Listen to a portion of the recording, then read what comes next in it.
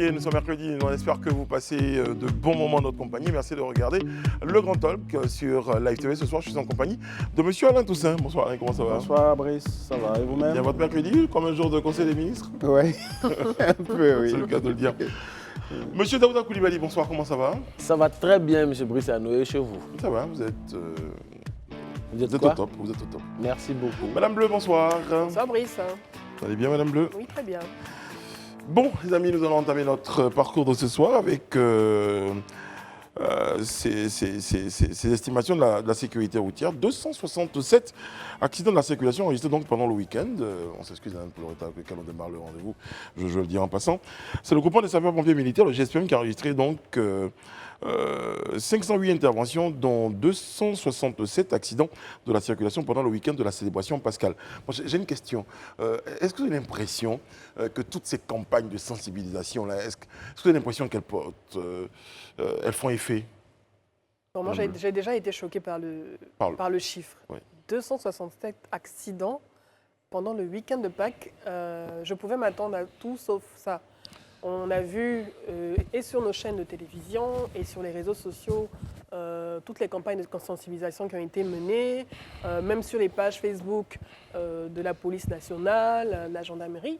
Mais voir et constater 267 accidents, c'est-à-dire une moyenne de 60 accidents par jour pendant les 4 jours composant le week-end de la Pâques, je me suis dit, il y a quelque chose qui ne fonctionne pas au niveau de cette campagne finalement. Est-ce que toutes les populations sont finalement touchées par cette campagne de sensibilisation? Est-ce que le message même les intéresse? Est-ce que les transporteurs également sont suffisamment informés? Il y a vraiment des questions qui se posent. Ouais, c'est la Mais première moi, que je me la suis posée. question que ça me pose, en vérité, je pense que ce n'est pas que le message ne touche pas les gens. Parce qu'on peut tout dire, mais on ne peut pas dire que le ministère du Transport n'a pas sensibilisé les gens. Parce qu'aujourd'hui, si toutes les chaînes de télévision, dans la presse, partout, les réseaux sociaux, ils étaient là, ils ont inondé pour sensibiliser les gens. Mais malheureusement, on a l'impression que c'est l'incivisme, en fait, qui a pris le dessus sur cette question. Parce qu'en 4 jours, quand tu regardes le chiffre qu'on voit, mais le constat que je fais, c'est que tu parlais des transporteurs, mais en vérité, quand tu regardes ces accidents, généralement, c'est les véhicules généralement de particuliers qui sont engagés dans ce genre d'accident. Je n'ai pas les chiffres, mais généralement, c'est les véhicules de particuliers. Bon, après, c'est une intervention. Voilà. C'est les approuvé. statistiques, on n'a pas vraiment Voilà, les détails voilà. sur Mais les... j'avoue que, parce le type de qu'aujourd'hui, véhicule. j'avoue que l'incivisme est à son paroxysme, en fait. Oui, mais c'est le l'incivisme, rôle alors de- justement, d'une ce que Mme campagne de Bleu, c'est qu'elle disait que sensibilisation. la sensibilisation venait pour un tout petit Parce peu. qu'on a en plus des outils pour pouvoir pénaliser, donc sanctionner, comme la vidéo-verbalisation, Le retrait de points. le retrait des points, le permis à 12 points. On a tous ces outils pour pouvoir inciter les gens à faire attention, à leur dire, si vous contrevenez, vous vous retrouverez dans ce genre de situation. Alors, Mais justement, malheureusement, on constate que malgré tout... Peut-être que l'intervention d'Alain va vous mettre d'accord, parce que vous dites qu'il y a des mécanismes de coercition, de de coercition. sanction. Est-ce que, au regard de l'intervention de Daouda, qui parle de l'incivisme, mais qui est enraciné profondément dans les mœurs, est-ce qu'il n'y a pas autre chose à faire que la coercition? Est-ce qu'il ne faut pas renforcer la sensibilisation? Bon, Je ne sais pas. Je pense qu'il faut poursuivre l'effort de sensibilisation parce qu'à l'évidence, la peur du gendarme semble avoir disparu. C'est ça. Voilà, en dépit de ce qu'on leur oppose, le risque de se voir retirer des points sur le permis qui en compte 12, mais les conducteurs continuent de... Bien que ça n'a pas d'effet. Voilà, ça n'a pas d'effet, ils Certains- se comportent comme ils veulent. Donc, jusqu'à dire même qu'il y a civisme. certains qui n'ont même pas de permis. Donc, du coup, Oui, ça bon, fait moins ça peur. c'est certain. Voilà, je pense qu'il faut poursuivre le travail, mais je pense que le message en fait est arrivé quand même à destination.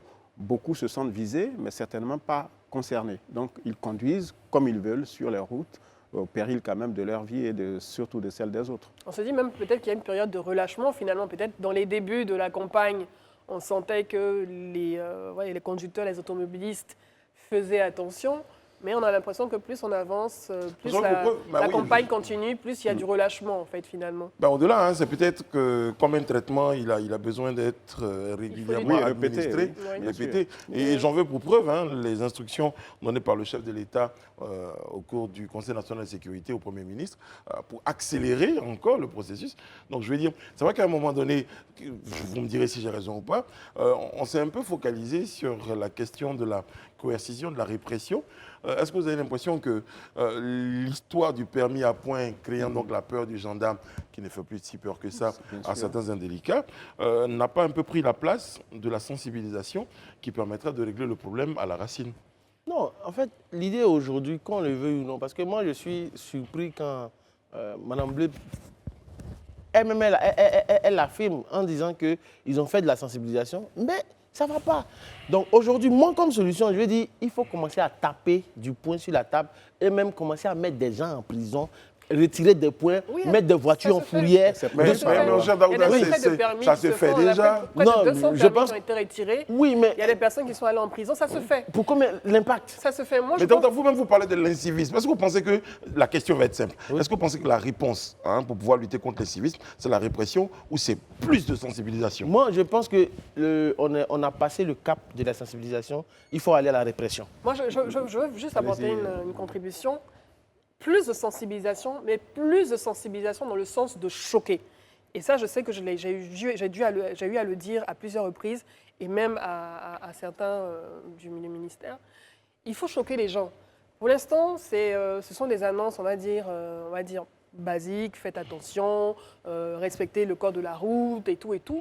Mais ailleurs, on voit des campagnes qui sont tellement choquantes et répétitives. C'est comme La vidéo où on voit, tu vois, il y a un arrêt de bus. Exactement. Tu es en train de Ou bien regarder. quelqu'un qui est à un au moment donné, téléphone. puis il y a une voiture qui et le prend. à un moment donné, on voit une autre famille avec monsieur, madame et les enfants qui sont à l'arrière.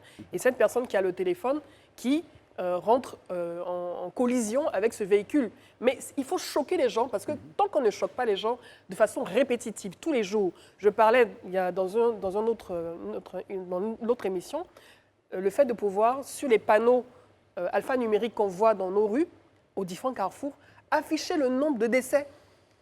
Le nombre de décès chaque semaine, pour D'accord, rappeler dans l'esprit des gens que C'est une contribution. la mauvaise conduite, l'incivisme tue en Côte d'Ivoire. Alors, Il justement, faut pour- rappeler pour que tout proposer, ça cause des morts.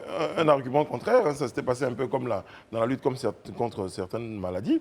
Les gens avaient décidé au début de choquer les gens, mais ils sont Même bien la rendus cigarette, compte que- par exemple, on voit même sur les paquets de cigarettes, oui, mais c'est vrai Mais que ça certains n'empêche pas, continuent. hein. C'est ça, justement. Mais- Ça n'empêche pas qu'on Oui, continue mais il toujours faut de quand même fumer. essayer. D'accord, Il faut quand Gérard. même essayer. Alors, sur la peur qu'il faut créer La peur, oui.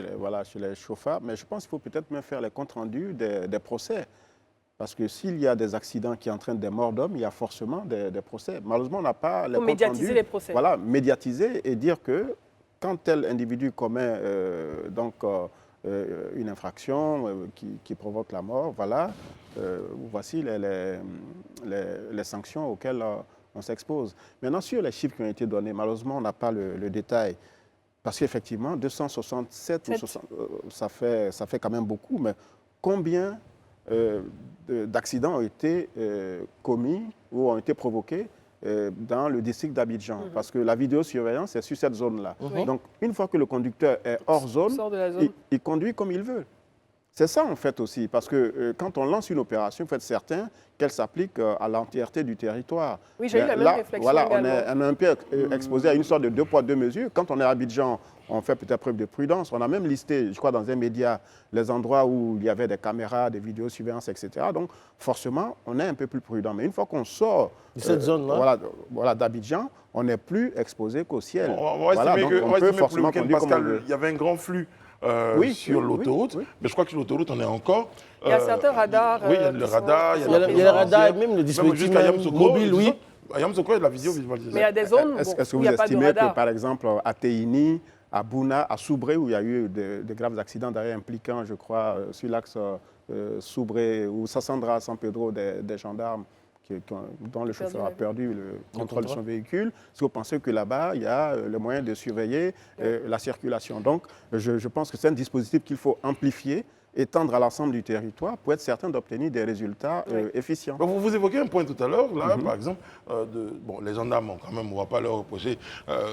Souvent, ils sont en opération, ils vont très vite. Ils vont dans une forme d'incivisme. Pour sauver les gens. Mais tout à l'heure, M. Alain Toussaint évoquait la question de la perte du contrôle. C'est vrai qu'il y a beaucoup de sensibilisation autour de la responsabilité du chauffeur. Toujours en termes de proposition, il faut aussi insister sur la tenue des véhicules. Parce que ce n'est pas toujours très évident, mais vous pouvez avoir toute la responsabilité du monde, mais si votre pneu vous lâche en pleine circulation... Non, mais, eh bien, vous- mais justement, bien on sûr. va revenir à la même problématique parce que quand on sait que les 3 cas des accidents qu'on a sur l'autoroute du Nord, généralement, c'est le problème de pneumatique. Mais au-delà de la pneumatique, c'est la vitesse. Parce que techniquement, si le chauffeur roulait dans les normes 80-90, même si tu as une crevaison, sincèrement, tu peux encore contrôler la voiture. Mais dès l'instant que tu vas à 130, 150, 170, tu ne contrôles plus rien. Oui, c'est ça le problème. À chaque voyage, il est important de pouvoir vérifier ses pneumatiques. C'est important. Faire le contrôle du véhicule avant de faire de longues distances. Ça me permet justement de revenir sur le point de la sensibilisation pour dire c'est vrai qu'il y a de la sensibilisation. Mais est-ce qu'il ne faut pas regarder le type de sensibilisation qu'on fait? Parce que permettez-moi de le dire. J'ai dit une sensibilisation plus choc. Peut-être. Et aussi peut-être essayer de, je ne sais pas, d'imaginer une sensibilisation beaucoup plus de proximité, parce que là on est un peu dans la sensibilisation de masse. Mais souvent on s'est posé la question, non, mais quand même, le ministère des pendant que nous sommes en train Transports, de faire cette émission, combien de chauffeurs de Baka regardent ce numéro? le ministère des Transports fait des campagnes de sensibilisation auprès des syndicats de transporteurs. J'ai eu à participer à ce... Mais le meilleur moyen de sensibiliser, sensibilisation. c'est de médiatiser les condamnations consécutives Il faut effrayer, il faut faire à des peur. infractions Moi, je routières. Je pense pense que que ça, c'est déjà important. Absolument. Moi, je pense qu'il y a un C'est un point auquel élément je pense, parce qu'on est en train de parler des chauffeurs de Baka, de Wara et autres.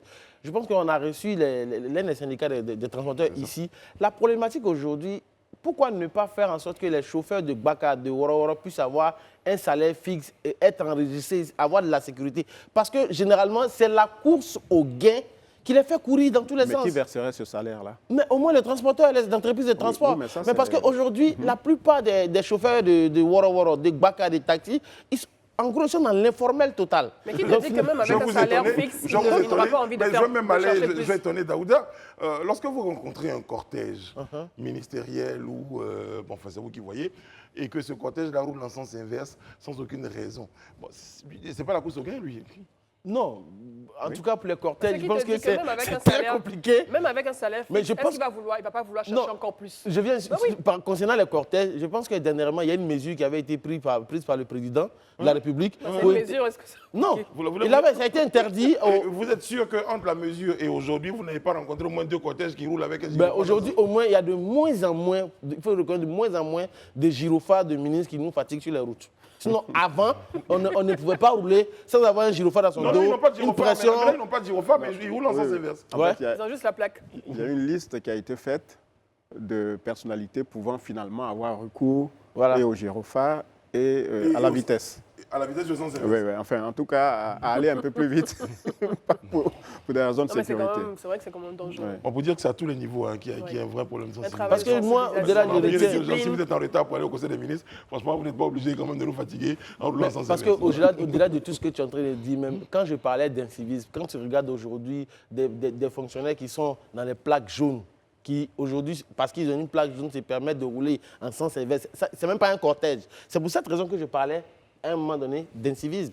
Parce qu'il y a le code de la route, mais malgré cela, tu continues de faire. Très souvent, ils ont le droit d'emprunter, par exemple, les couloirs des bus pour Abidjan, les couloirs des bus de la Sotra. Voilà. Mais ça, c'est verse. Là encore, ça va. On a rencontré 2 quand même. Ça, c'est verse. Sur la voie d'Aquedo. Mais tu le vois même au niveau du carrefour CHU. Au niveau oui, du carrefour CHU à Cocody, avant l'université, tant que si un policier donne l'autorisation, OK, de passer sur l'autre voie en sens inverse, oui. Mais tu en vois certains qui passent quand même sans gyrophare. Mais là, on parlait de ministre, mais oui. Il y a même des véhicules de police et des motos de police qui roulent dans l'autre sens. Mais ils ont l'explication qu'ils te donnent, parce qu'il m'est arrivé de poser la question à des policiers qui ont fait ça, justement. Ils m'ont dit, on va en intervention. Ça, c'est le prétexte, tout trouvé. On va en intervention. Non, parce que moi, arrivé un moment... Avec sa moto que j'ai vue là... Oui, mais justement, je lui ai dit, arrivé un moment où j'étais actuel, il dit, mais pourquoi tu roules comme ça, toi qui es censé nous donner le bon exemple. Il dit, non, je vais en intervention. Bon, qui suis-je pour dire qu'il ne va pas en intervention? C'est un peu comme les ambulances qui n'ont pas de malade, qui mettent le gyrophare. En fait, on ne peut pas juger, en fait, parce que tu ne sais pas s'il va chercher le malade. Sinon, les voitures prioritaires, c'est les ambulances. Les ambulances, c'est le président, c'est les corbillards. Voilà, eux, ils sont prioritaires. Mais les autres, je ne sais pas. Alors, vous voyez, les exemples que vous donnez montrent quand même la nécessité de ne pas stigmatiser une catégorie de personnes. Que c'est finalement tout le monde qui est habité par l'incivisme. Mais je pense qu'on l'a redit, on va encore le redire, il faut sanctionner. Oui, il faut sanctionner. Si on médiatise dans les médias les personnes qui sont condamnées à la suite d'infractions, il y a quelques semaines, je proposais même qu'on publie la liste de ceux en tout cas des chauffeurs qui perdraient des points, pour que symboliquement on sache que c'est une mesure qui est effective. Soyez pas étonné de voir des noms de Mais ça fait, tu vois dans les supermarchés, par exemple, quand tu vas dans les supermarchés, ceux qui se sont rendus coupables d'indélicatesse, ils ont leur photo qui est affichée clairement. Donc, je sais que lui, quand je le vois, il va faire preuve d'indélicatesse. Voilà. Voilà, Donc, c'est délicat. On peut médiatiser les je- procès, mais... Généralement, il ne tourne plus dans le supermarché. oui, j'aime. Oui. Délicat dans un autre supermarché. Voilà, il est interdit de séjour dans le Alors, supermarché. je pense que je rajoute encore ce point de sensibilisation choc. Si on constate qu'il n'y a pas suffisamment de changements, comme on vient de voir, parce que l'année passée, on a eu 1 millier de personnes qui ont été tuées sur la route. Donc imaginons déjà avec ces accidents, juste Ouais. en un week-end, on a déjà eu 267 accidents. Imaginez jusqu'à la fin de l'année Non, ce mais que ça pourrait donner. en même temps, c'est vrai que l'année dernière, ou il y a quelques années déjà, on essayait d'avoir des chiffres. Là, déjà, avec tout ce qu'on a comme technologie, donc on a des chiffres beaucoup plus précis. Hein, on a déjà des chiffres beaucoup plus précis. C'est d'ailleurs souvent ce qui nous fait penser peut-être que le nombre est plus important. Mais une chose est sûre, aussi, hein, à la décharge du ministère des Transports et donc de toutes ces personnes qui sont dans la campagne, on peut se dire aussi que c'est l'amorce du processus. Oui. Les habitudes ont la peau dure, donc peut-être qu'on va noter des changements C'est progressif. de C'est comportement progressif. au fur et à mesure. Donc, Parce du que coup, j'avais vu une campagne où des personnalités, même certains ministres, des chanteurs, J'ai avaient oublié le nom témoigné, de cette- oui, ce qui avait été diffusé, ou qui témoignaient d'accidents Ce jour-là. ce jour-là, Voilà, ce jour-là. voilà, qu'ils avaient vécu. Et ça, franchement, c'était très fort.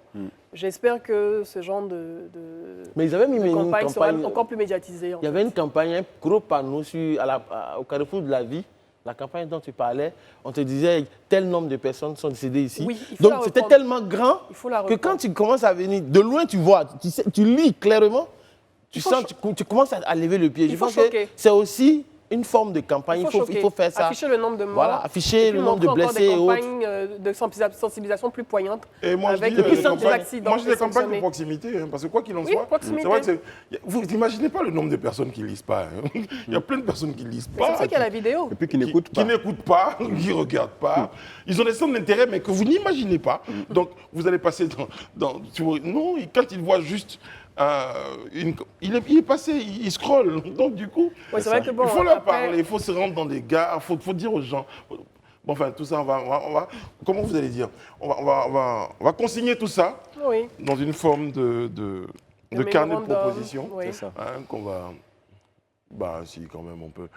Ma très chère Maï, on peut quand même évoluer sur la loi, c'est la loi. On a 3-4 minutes avant le JT, donc je crois qu'on va y aller. La loi, c'est la loi. C'est très important. C'est parti.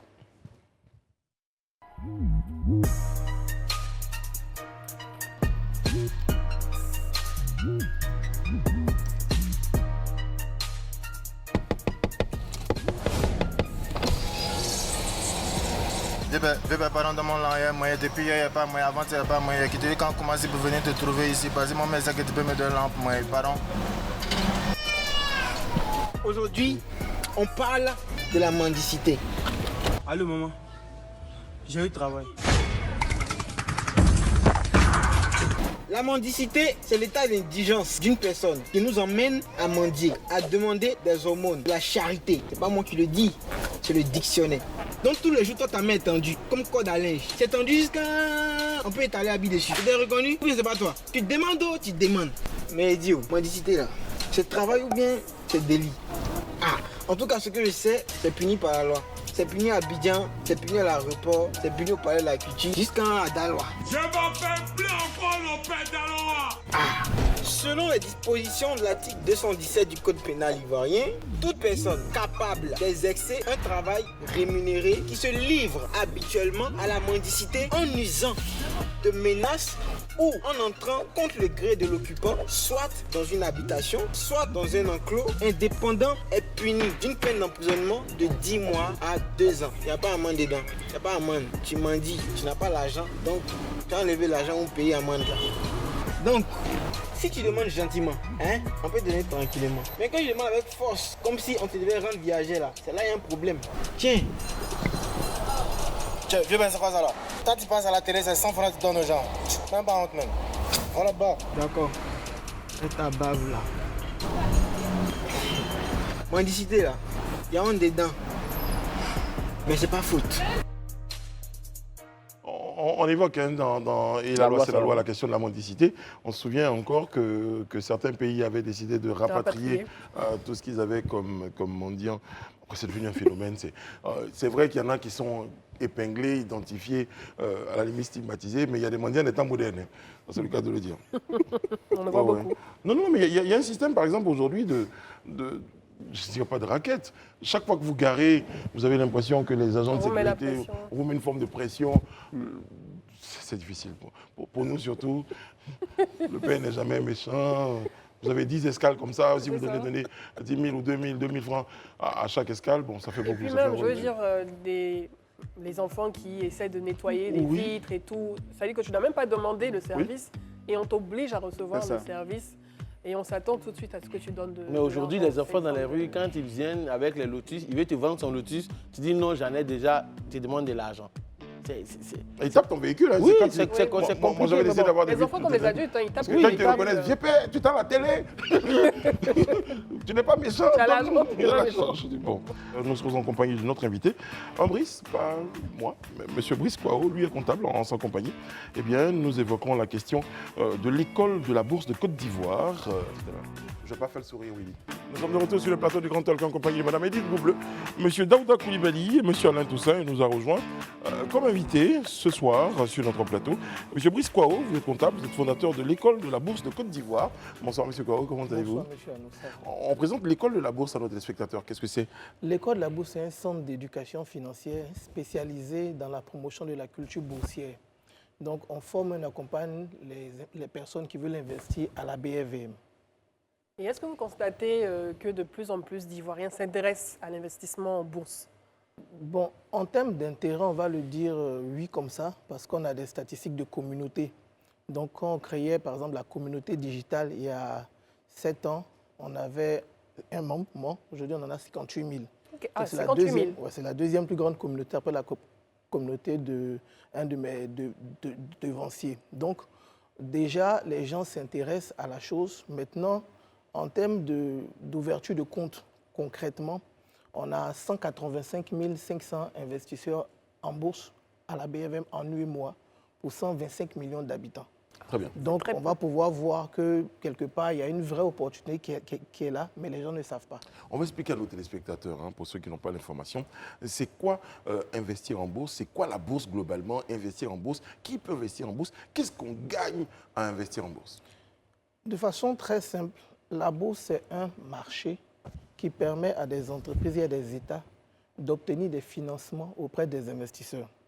Donc, quand on dit cela, il faut comprendre qu'il existe d'autres systèmes de financement comme le marché bancaire. Donc, la question qu'on va se poser, c'est pourquoi une entreprise laisserait une banque, par exemple, pour aller lever des fonds sur un marché financier. Dans ce sens-là, je vais donner juste un chiffre. Selon la BCAO mars 2020, 71% des crédits bancaires du système ivoirien sont des crédits de moins d'1 an. Et seulement 15% sont des crédits de plus de 5 ans. Donc, on a un problème de qualité du financement pour nos entreprises. On voit Dangote faire certaines choses, mais Dangote a les banques correspondantes dans son pays pour l'accompagner pour faire certaines choses. Si je prends le cas du pont de Yopougon, si on voulait le faire avec le système bancaire, je pense qu'on ne l'aurait pas fait. Parce que les taux d'intérêt sont trop élevés? Non, déjà dans l'horizon du financement. Comme je dis, seul 15% du crédit bancaire ivoirien a un crédit de plus de 5 ans. Donc quand vous prenez des projets d'usine, des projets de barrage, des projets de pont, vous ne pouvez pas facilement les structurer avec notre système bancaire. Je ne cite pas de banque, c'est vraiment pas très utile. Ce sont des données de la BCAO. Donc quand on va sur les marchés financiers, qu'est-ce qu'on a? On a du financement de meilleure qualité. Qualité, sous-entendu horizon. Donc nos emprunts obligataires, nous, sont au minimum de 5 ans.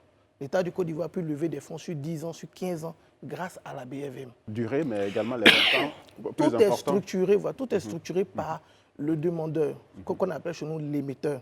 Quand vous allez dans une banque, c'est la banque qui dit combien elle peut vous prêter, à quel taux, dans quel délai. Sur les marchés financiers, c'est celui qui veut l'argent, qui structure son projet en disant je veux 100 milliards, je le veux pour 10 ans et je vais payer peut-être 7 ou 8%. Donc on a un financement qui est mieux assorti aux besoins des entreprises que quand ils vont dans le système C'est traditionnel. toujours pour comprendre, hein, dans la facilité de compréhension. Je vais voir l'entreprise, le marché, la bourse. Je lui dis, moi, je veux un projet 100 milliards, je veux 100 milliards. Comment la bourse m'obtient 100 milliards? Qui finance ça? Bon, ce qui va se passer... Parce que ma banque, je sais que c'est ma banque qui me sort l'argent. Vous allez monter un projet qui contient une note d'information. Donc la note d'information va détailler qui vous êtes. Bon, donc déjà, ce n'est pas pour un projet nouveau. Je veux dire, si Brice Alou n'a jamais rien fait, ce n'est pas possible. Donc c'est des entreprises déjà existantes qui ont des historiques, et qu'on peut tracer. En fait, on peut vérifier plein de choses. Donc dans la note d'information, vous avez tous ces éléments-là. Et cette note est soumise aux investisseurs, les 180 000 dont je parlais, donc nous. Donc on donne une période de souscription et chacun de nous analyse les informations et souscrit ou pas. Donc c'est l'ensemble des souscriptions qui permet aux entreprises, aux États de lever les fonds. Et cette opération doit avoir l'aval de la Banque centrale? Non, pas de la Banque centrale, du régulateur du marché financier qui s'appelait CREPMF, Conseil régional d'épargne publique et des marchés financiers.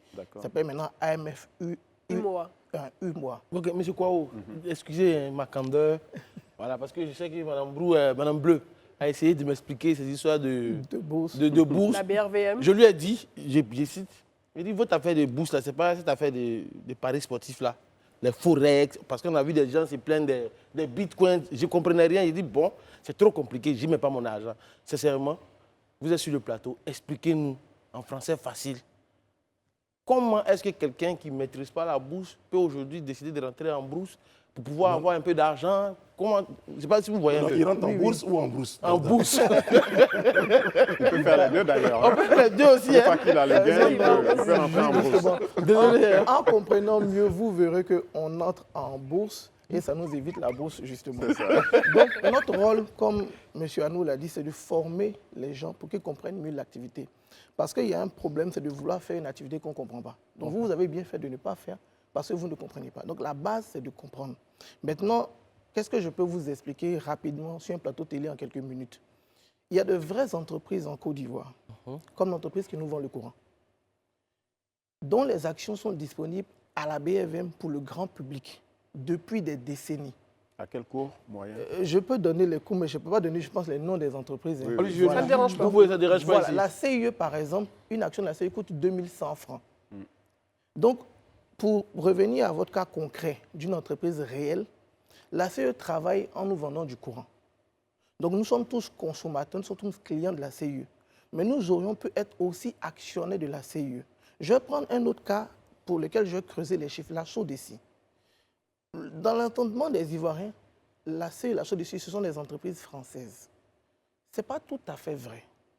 Dans le cas de la Sodeci, 48,5% du capital a été laissé pour le grand public depuis les origines via la bourse. Ça veut dire que les Ivoiriens avaient la possibilité depuis toujours d'avoir 48,5% du capital de la Sodeci en leur possession. Et puis après, on a fait le débat des 51 qui sont aux Français là. Donc quand la Sodeci travaille en nous vendant de l'eau ou la CIE en nous vendant du courant, les bénéfices qu'ils génèrent là, une partie va à Paris effectivement, mais une partie reste à la BFM pour les investisseurs. La question c'est combien de personnes savaient. Donc chaque année, pour être vraiment concret, les bénéfices de la CIE, les bénéfices de la Sodeci sont reversés à une partie des Ivoiriens par le schéma des dividendes. Mais notre mission, c'est de donner fonction à de plus en plus de personnes. Parce que comme je disais tout à l'heure, on a 125 millions d'habitants en 8 mois et seulement 180 000 investisseurs. Je vais aller encore plus loin, pédagogiquement. Hein. Vous avez expliqué tout ça. Mais il se trouve qu'il y a des gens qui se sont lancés sur tout ce qui est bourse étrangère. C'est exposé à tout le monde. C'est vrai qu'ils ne connaissent pas tout et tout. Mais vous, est-ce qu'aujourd'hui, moi, je peux décider de dire, bon, je veux le faire en Côte d'Ivoire? Et comment je le fais? Moi, je ne suis pas très confortable avec les bourses étrangères parce que, comme je dis, on parle de compréhension, on parle de maîtrise. Donc, quand je vous dis CIE Sodeci, ça vous parle. Quand je vous dis Alstom, je ne sais pas c'est quoi. Voilà.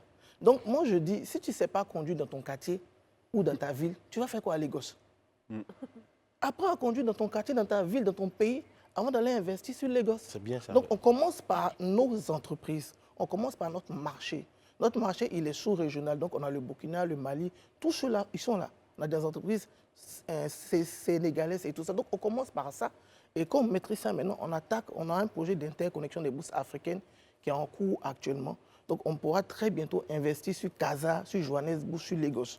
mais eux aussi pourront investir chez nous. Donc, on va progressivement, en éduquant notre population, pour déjà prendre les parts de nos entreprises, et après, on va attaquer l'étranger. Alors, ces investissements sont-ils sans risque? Toujours sans risque? Lorsque il peut arriver, comme on le voit aujourd'hui, des acteurs de la téléphonie qui sont, disons, hués par l'opinion suite à des manipulations des tarifs, est-ce que cela peut impacter le cours de l'action ou en tout cas l'investissement qu'on fait? N'y a-t-il pas un risque?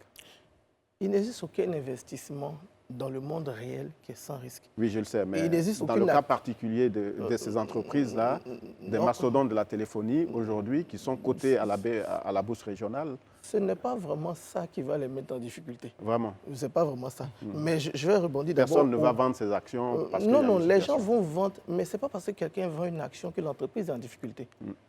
Quelqu'un vend une action, peut-être ça va entraîner une baisse, mais ça ne change rien à l'entreprise. L'entreprise va produire des chiffres. Mais je vais commencer par le début de votre question. Il faut que les gens comprennent que investir est risqué comme toute activité humaine.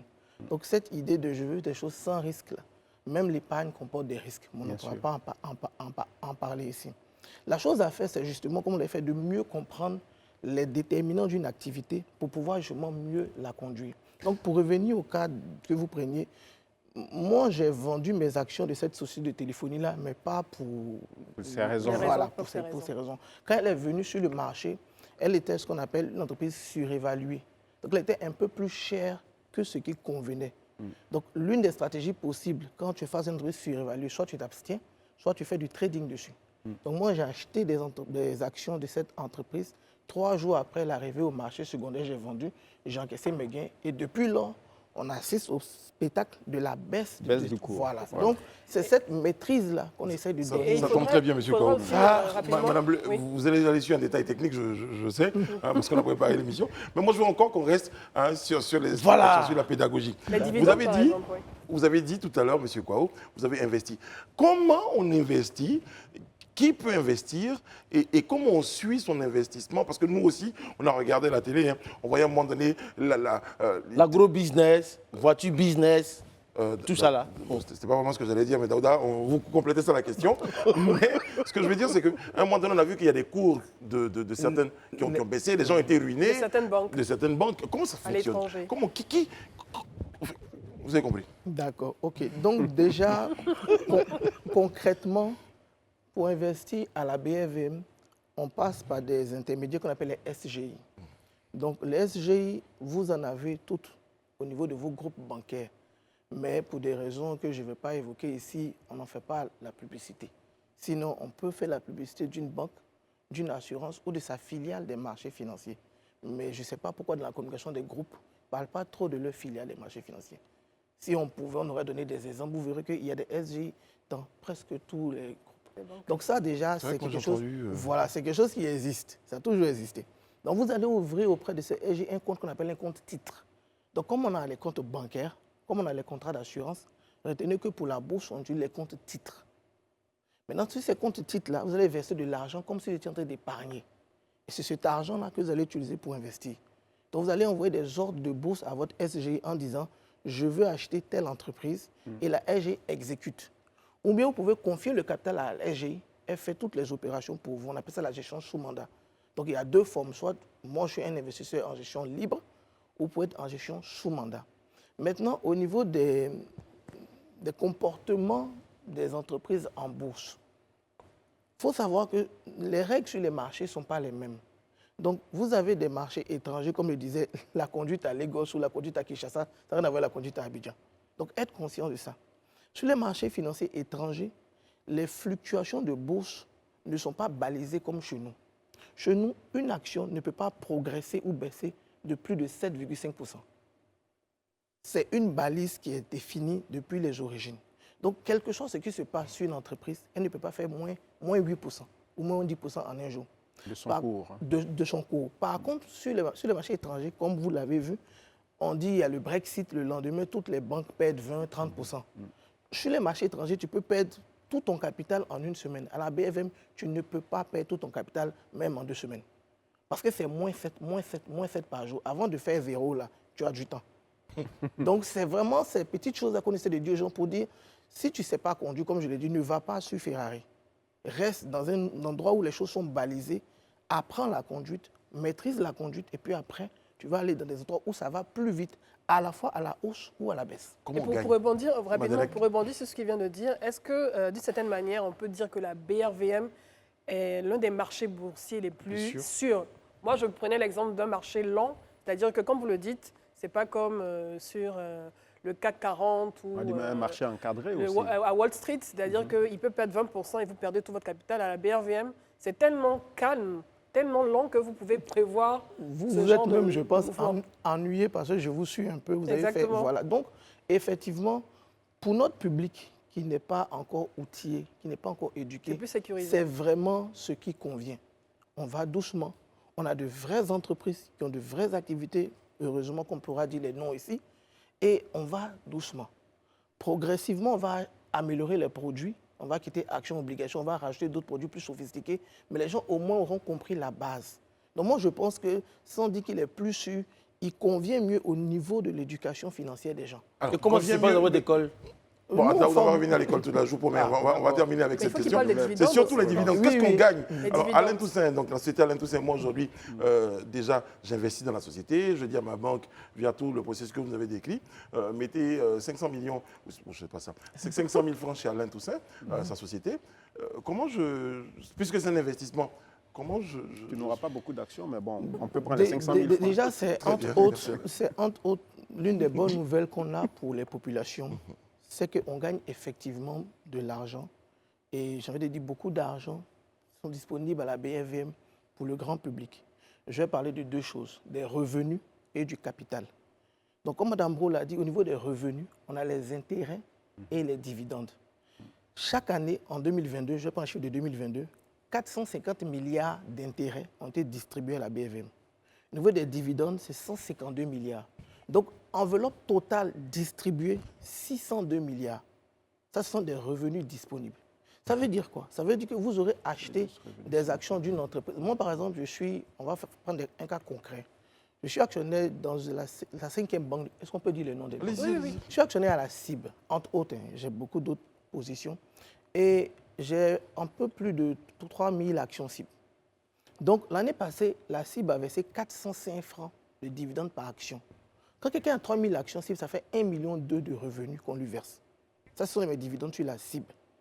Je suis actionnaire à Palmsi, Ecobank, etc. Bon, après, on va vous dire, pour la sécurité, de ne plus trop évoquer ça. Donc, de façon très concrète, les entreprises gagnent de l'argent. Ecobank Côte d'Ivoire a gagné 44 milliards cette année. Ils vont partager 33 milliards le 27 mai. C'est ça. Il y a une assemblée. C'est vraiment ça, le côté concret. Donc, il y a de l'argent que de vraies entreprises partagent. Et les populations ne savent pas. Elles investissent dans des entreprises qui n'ont aucun antécédent. Est-ce que ce n'est pas la recherche du gain rapide, du gain facile? Il y a beaucoup de raisons, mais en même temps, il y a l'information qui manquait. C'est-à-dire qu'il faut qu'on dise aux gens, ceux qui ont le goût d'investir, qui avaient le marché financier qui était là, pour recevoir les investissements. Mais il y a le prix aussi en même temps des actions, parce qu'Alain disait tout à l'heure avec mes 500 000 dans son entreprise, je n'aurais que 5 actions, mais si c'est l'entreprise Madame Bleu, peut-être 500 000. Non, je vous rassure, sur ce point-là, c'est vraiment une autre bonne nouvelle pour le public. Il y a 46 actions cotées à la BRVM, il n'y a que 4 qui coûtent plus de 10 000. 4. Donc, pêle-mêle, CIE coûte 2100 francs, Sodeci coûte 5 000, la CIB coûte 4 895. Ecobank coûte 5 200. Donc, je veux dire, même quelqu'un qui a 25 000 francs d'épargne mensuelle peut investir en bourse tranquillement. Une action Uniwax coûte 750. Si tu as 50 000 francs d'épargne par mois, je veux dire, ça va quoi. À l'époque, je ne sais pas si Mme Brault a connu ça, qu'on allait à l'AG d'Uniwax, ils donnaient des cadeaux. Si. Voilà. Beaucoup de personnes vont aux AG pour la rémunération se fait à quel niveau de périodicité? C'est chaque... Bon, pour les dividendes, je vais essayer de conclure sur ça. C'est chaque année. Il y a une saison des dividendes de mai à juillet. Exactement. Donc actuellement, une information qu'on veut donner, comme les gens connaissent la période du cacao, machin, au niveau de la BRVM, voilà, notre traite des dividendes là, c'est de mai à juillet. Les 152 milliards dont j'ai parlé, ils seront partagés de mai à juillet. Donc, il faut donner cette information-là aux gens. Chaque année, il y a des milliards qu'on partage à une période précise. Monsieur Brault, Monsieur Kouao, je pense que... Et est-ce qu'on peut transférer ces actions à ses enfants? Est-ce qu'on peut transférer ces actions à ses enfants? Les actions sont du patrimoine Et je vais prendre un cas, on peut citer. Coca-Cola paye des dividendes chaque année depuis 1920. Donc imaginez-vous, depuis le grand-père ou l'arrière-grand-père, ils bouffent sur toute la lignée. Donc on est face, comme je dis, à de vraies entreprises. En Côte d'Ivoire, on a une banque, la BCC, qui paye depuis 1972. On a Vivo Énergie Shell, qui est en Côte d'Ivoire depuis 1920. Donc on a un support d'investissement qui se transmet de génération en génération. Maintenant, on veut juste que la population participe à la fête. Et là, justement, c'est là qu'intervient votre école. Et Daouda, la question... Justement, votre école est située où? Comment on se fait former? Combien ça coûte? Non, bon, laissez-le combien ça coûte. Non, c'est pas mal. Comment l'école fonctionne, Daouda? Ça fonctionne comment l'école fonctionne? On a une communauté digitale, donc 58 000 membres sur un groupe, 33 000 sur une page. L'initiation à l'investissement bourse est gratuite. Donc, tous ceux qui nous contactent, on leur donne le parcours d'initiation. Donc, qu'est-ce que la bourse? Qu'est-ce qu'on y vend? Qu'est-ce qu'on y gagne? Combien ça coûte? Quel niveau d'études? On a fait des vidéos dessus, c'est gratuit. Les gens ne payent que pour la deuxième partie qui est comment investir et la troisième partie qui est comment gérer les risques. Donc, la formation porte sur comment investir, comment gérer les risques, sachant que l'initiation est déjà disponible en ligne. Après ça, maintenant, ils sont accompagnés par moi-même et par d'autres pour l'investissement pratique. Donc, on ouvre des comptes titres, on achète de vraies actions, on encaisse de vrais dividendes, et puis ça devient clair pour tout le monde. J'ai une question d'un internaute là. Il dit, bon, supposons, il fait un calcul dans sa tête depuis sa maison, supposons que j'investisse 50 000 francs dans une action, par exemple, vous m'avez dit dans une entreprise, à la CIE, à l'année, combien il peut gagner? D'accord, ok. Cela renvoie à la question du taux de rendement. Très bien. Donc, le taux de rendement exprime la rémunération que vous obtenez quand vous placez votre argent sur un support. Donc, quand vous placez votre argent à la banque, le 3,5% là, on appelle le taux de rendement. Donc, je veux vraiment donner ce concept-là. Donc, les taux de rendement, c'est ce qui va nous aider à comparer des supports entre eux. Donc, au niveau du marché financier, on a les obligations. On a parlé beaucoup des actions, mais on a les obligations. Donc, le taux de rendement est de 6 à 7%. Donc, déjà, vous pouvez voir qu'à la banque, votre capital est garanti, mais il vous rapporte 3,5%. Sur les obligations, le capital est garanti, mais il vous rapporte 7%. Donc, sur les actions, on a des taux de rendement qui vont entre 9, 10, 11, 12. On a même eu des 18%, on a même eu des 20%, on a même eu un 50% il y a, je crois, 2 ans avec Nestlé. Oui, Nestlé. Donc, les rendements varient en fonction de la performance de l'entreprise. Mais déjà, on n'est pas dans les jours de 3, 5, 8. Non, non, on est à 10, 11, 12. Donc, concrètement, si on fait un tableau, on dira marché bancaire, rendement 3,5, marché obligataire, rendement 6, 7, marché action, rendement 9, 10, 11, 12, et ainsi de suite. Quand on sait que les banques elles-mêmes souvent se retrouvent en bourse. Oui, justement, c'est une image intéressante que vous prenez. Vous avez tous confiance en vos banques. C'est pour ça que vous n'êtes pas à la bourse. Mais si vous avez confiance en vos banques, suffisamment confiance pour mettre l'épargne de toute une vie, pourquoi vous ne pourrez pas investir sur vos banques? Je donne souvent cet exemple-là avec la Société Générale. La Société Générale, en 2022, c'est 74 milliards de bénéfices, 38 milliards de dividendes qui vont nous être reversés. Qu'est-ce que vous, les clients, vous aurez? Des calendriers et des stylos. Tout à fait. Et c'est ça un peu le contraste. C'est votre argent qu'on a pris pour créer la richesse qu'on va nous partager. Moi, j'avais un compte à Général qui ne fonctionne plus, mais je veux dire, ce qui m'intéresse à la cible, je n'ai pas de compte à la cible, ce qui m'intéresse à la cible, à BOA, c'est ce qui me vire. Mais vous, votre argent, c'est votre argent qu'on prend pour créer cette richesse-là. Donc, moi, je dis juste, les banques, ce sont les mêmes banques dans lesquelles vous êtes client. Donc, je ne dis même pas d'aller chercher, comme je dis, une autre structure étrange pour laquelle vous n'avez aucun historique. Je dis, les mêmes banques que vous connaissez là, vous pouvez switcher votre position. Au lieu d'être juste client, devenir aussi actionnaire.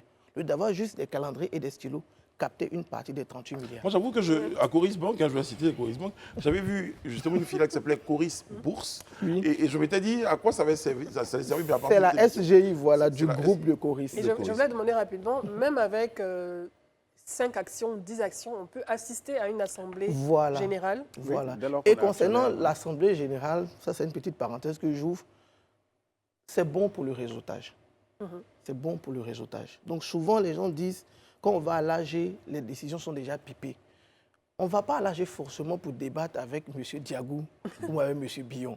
M. Diagou, M. Billon ont la majorité de leur entreprise. Donc à la fin du débat, on va voter. Et c'est leur position pour laquelle ils vont voter. Ce n'est pas le sujet.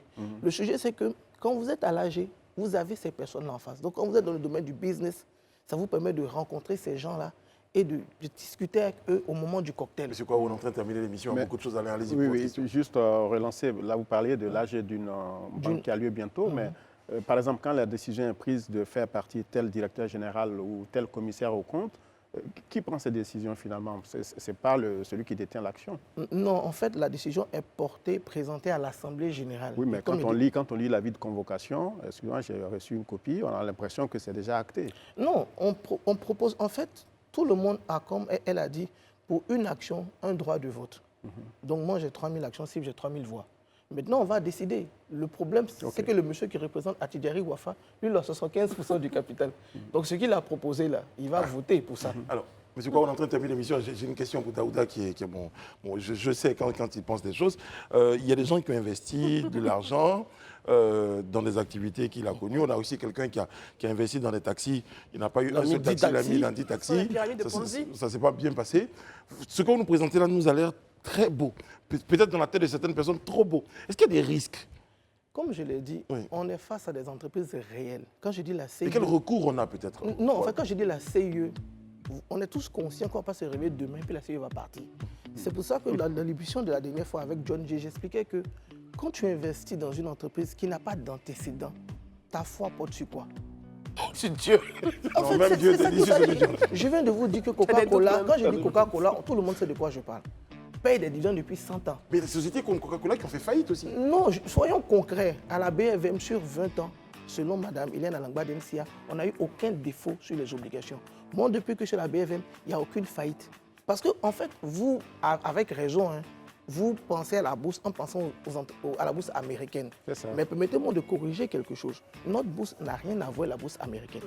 Notre bourse a reçu de force, entre guillemets, les grandes entreprises du pays.